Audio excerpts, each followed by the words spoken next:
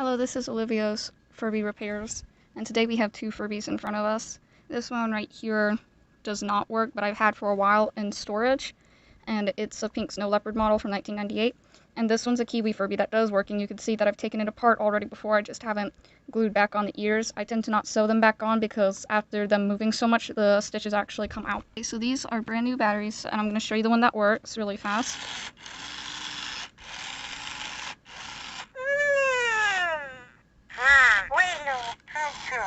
Right, now I'm going to show you the other one that does not work. There's a couple of things I can actually do here to fix this Furby before actually taking it apart. So the first thing is there's a reset button right here, and it actually says reset.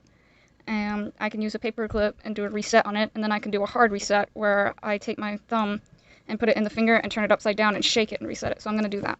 It just started up. So here was the reset, the paperclip that I was actually going to use, and I had just got it out. Let's say you've tried new batteries for your Furbies, and you've turned the Furby upside down, and you tried resetting it, and it still hasn't done nothing. So I found some ways to fix a Furby without actually taking it apart. Okay, so please don't mind my dog barking in the background if you hear him. So the first way is, you see there's this battery pack that kind of hangs out, that flops. So I've noticed that if you take it, and if you do this rhythmically, and I recommend doing it on a soft surface because you don't want to scrape this up. But if you just do it on the bed with the batteries in, the Furby will actually jolt awake. And some other things you can do is like move the eyes, and then move the ears back and forth in sync, like that. And then move the beak. And that tends to also start up the Furby if you leave the batteries in. Another way is that if you leave the batteries in overnight, it usually starts up overnight. Like I said, I'd only left the batteries in there for like a couple of minutes and the Furby just started up. So sometimes it takes a while just to warm up. So not a lot of people know this, but there's actually a way to spin the motor without taking it apart. I don't know if you could see it. Hopefully this works. But if you pull the beak down, literally like this, you can see, I don't know if you can get a good picture. Right there, that cylinder is a corkscrew gear. And that corkscrew gear connects to a shaft, a metal shaft, that goes all the way down to a black gear that connects to the motor. So if you take a paper clip and you spin that gear right in there, you're actually spinning the motor.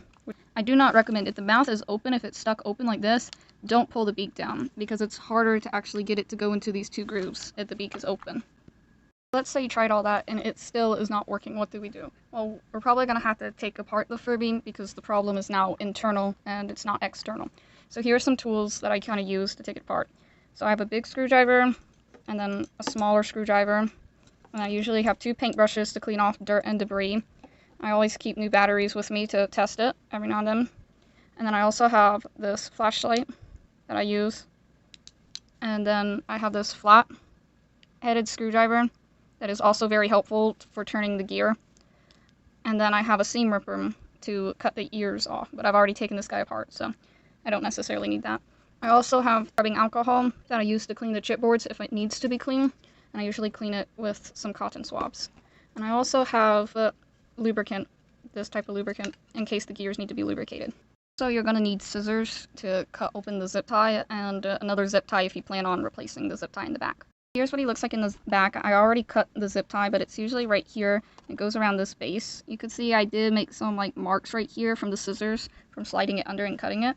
So what you do is, first things first, you actually remove the ears, you remove the thread with the seam ripper, and then they're actually hooked behind here and glued, so you're going to have to like pull that out because it's behind the ears. It's like there's like little snaps like right there, and it's on both sides, and you can see where it's been hot glued at. So you pull it up like that. You gotta make sure to get these ears out of the holes quickly because it actually warps the ears really fast. It warps the ears. So yeah, you can see right here there are some hooks right there and there. And you got to pull the fur out from under there. And this is the back sensor that goes right here. Now when you get to this part, well, his faceplate right here is already coming off, and that is because it was only glued on. The 1999 models are only glued on, but the older models, like these ones, they have screws that you have to unscrew on either side, and the screws stop right here. So this one, this one, this one, and there's one between the ears. This one's significantly bigger. This is where the microphone is at. And then you gotta undo this one, this one. So I've undone all the screws, and now I'm gonna like pull apart the 2 sides for you to see. So this side is connected with the microphone, and as you saw, that piece just came out. Let me get it. This is the back piece. back sensor. You kind of like have to wiggle that out, and it comes out very easily. But you got to be careful because you don't want to rip out the wires from it. You can see this gray gear is the gear you want to spin when you take it apart because it spins the motor. So now we have the two shells apart. So there's the motor. It's a DC motor. I think it's 9 volts. And there's the gears, and you can see that they're stacked on top of each other. And then this gear, like I said, is attached to the worm gear behind the beak, which is that little shaft right there. And then here's the sync screw. It controls the synchronization of it. So when your Furby wakes up, it does a reset dance. So if he keeps doing the reset dance over and over again, and just, you know, it's like moving like this, up and down, then necessarily that sync screw needs to be tightened. And that's this one right here. So let's say your Furby wakes up after you spin this gear for like 30 minutes. It wakes up, and it's not talking. It has no voice. Then the speaker right here needs to be replaced. So how to replace the speaker is you take these 2 screws out, and you unsnap it from this little snap. You move these 4 wires are actually for the tickle sensor. So the gray ones are for the tickle sensor, and the orange ones are for the actual speaker. Sadly, you cannot remove like the tickle sensor in general, or remove just the speaker without removing the tickle sensor. So yeah, you can't remove that. You have to remove like both. So when you do remove both of these, the Furby tends to like flop forward, because there's this speaker actually kind of stops it from flopping. So when you remove it, it actually flops forward, and there's a spring right up in there, and that tends to actually fall out, so you don't want that to fall out, and you don't want it to break. So let's say your Furby doesn't know it's actually being pet. So when you pet it in the back, it's not picking up what you're petting. So if it doesn't recognize it, then the metal contacts might be like dirty, so you might need to clean this. And same goes with the tickle sensor. If it does not recognize it being tickled, then the front is dirty or corroded, or maybe even bent in the front. So you could actually replace the whole speaker with another Furby, or you could actually just clean the contacts. I don't think you can replace the pet sensor. I don't think you can replace that with another Furby's pet sensor. Let's say your Furby's still not waking up. Well, you can leave it on its side like this, because this is where the tilt sensor is at, and the tilt sensor actually controls it waking up. So when you shake it, it rattles. And there's a golden little ball in there that like rattles back and forth that tells the Furby that it's being woken up. So you can leave it on its side, and usually it can pick it up and wake up on its own. Right above the motor where my nail is pointing at, you can spray lubricant there and spray lubricant on these gears and spin them a bit, and maybe that will actually help start it up. You also want to make sure in the back that there's no debris, because these are also gears that control the sync of each ear and each area of the Furby's faceplate. So you could also spray lubricant back here, but I recommend putting it on a paintbrush and like painting it on, because you don't want it to end up on the chipboard or other areas of the Furby. Here's a better photo. Here's also another helpful photo of the Furby's anatomy. So let's say your Furby is turning on and then turning back off. This means that you have a damaged chipboard. So if it's turning on and turning back off, or it's screeching and making garbled noises, the chipboard is most likely has a short in it. You have to examine all the wires to make sure that it's not shorting out. So you have to make sure none of them are sliced, or none of them are coming out, and none of them are loose. I recommend cleaning the battery terminals. You can clean them with rubbing alcohol as well, and a Q-tip. One of my Furbies actually screeches and breaks out and glitches and shorts out, and I've actually fixed the problem. The way I fixed it was I spun the Furby's motor for an hour each day, and it eventually woke up and stopped having those on and off cycles and stopped glitching out and holding notes. So if you actually continue spinning the motor, it works itself out of it.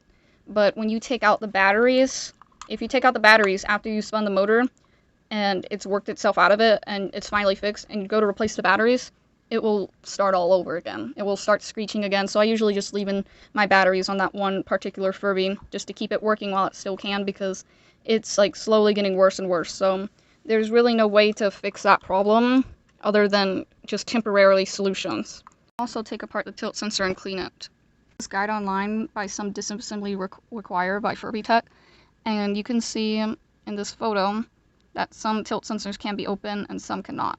So the one on the right cannot, and the one on the left can. This site is really helpful because it shows how she actually lifts off the lid. There's the golden ball I was talking about. So yeah, you can use rubbing alcohol to clean these parts. That's what it literally just says. And then you put it back together. She actually removed the speaker wires right here to get a better view of the tilt sensor. So let's say your Furby turns on and then he immediately goes back to sleep. So he has a glitch called the me sleep again glitch. It's very common, and it has to do with their tilt sensors. So you could try a hard reset, pressing your finger down on the Furby's tongue while he's upside down. This usually solves the problem, but if he's cutting off it in mid-conversation, it has to do with the motor suddenly stopping. So if he's cutting off in mid-conversation, that means you're going to have to take it apart and maybe lubricate the motor. I will warn you, with the me sleep again glitch, the more you reset it, it can actually cause damage to the Furby. I had a Furby that had a me sleep again glitch, and I resetted it over and over again, and one day when I went to reset it, it just stopped working, and I had to take it apart, and it was so hard for me to get back together and actually fix. So the more you reset the me sleep again glitchy type of Furby, it actually breaks, it actually damages it. Instead of doing the hard reset where you push down the tongue and then you do the paperclip and the reset button, what I recommend is pushing down the tongue, turning upside down, and just shaking it like this. Or pushing the battery pack in and just shaking it, and then removing the tongue, and it should wake up just by itself. And then it would stay on. It will not say me sleep again. So take the tongue and then shake it upside down. Okay, well apparently he needs more shaking.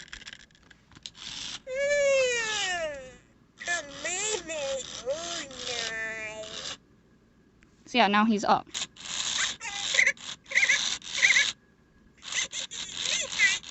So let's say your Furby is not interacting with other Furbies. So since the sensors are based off of light, you have to keep them 1 foot or closer from one another.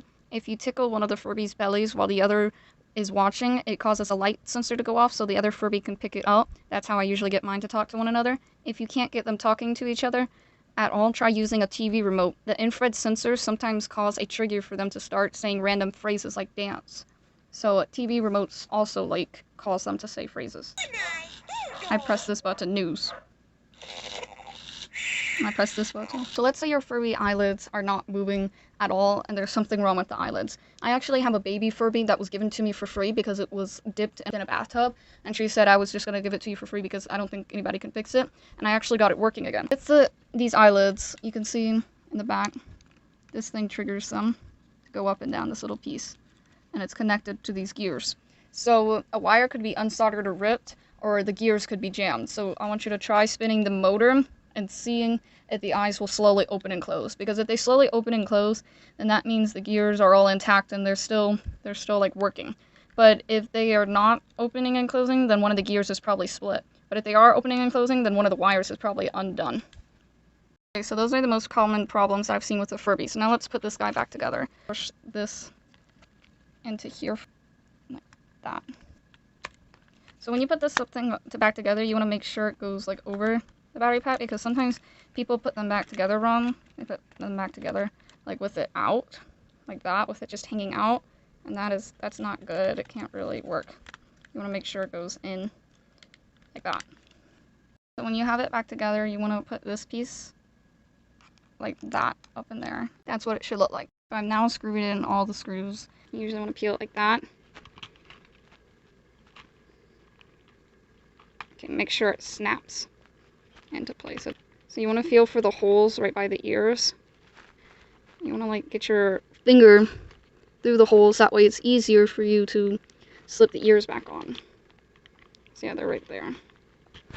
And so, like, I don't know if you can see my finger through the hole. I usually grab the ear. I usually put it through the hole like that. I do the same with the other side. Yeah, and then you can usually sew the ears back on or super glue them. Super gluing them is more permanent, but sewing them is more temporary because they actually end up coming undone, the stitches. So I usually super glue them once I know the Furby's working. This one is still recently brand new, so it could still start breaking on me. And usually the eyelashes get stuck right there. So I'm going to zoom in and show you. I take and then I do like that. I'll take my paper clip and I undo it. And then usually I'll take a zip tie, push it like that, and circle it all the way around, and then cut off the excess. So yeah, those are some basic fixes and some tips to fix a Furby. I usually fix them under an hour, and my email, I've listed it on my channel page in case you need to contact me. And also, if you need any help, you can let me know in the comments what your Furby is doing, and I could maybe help advise you.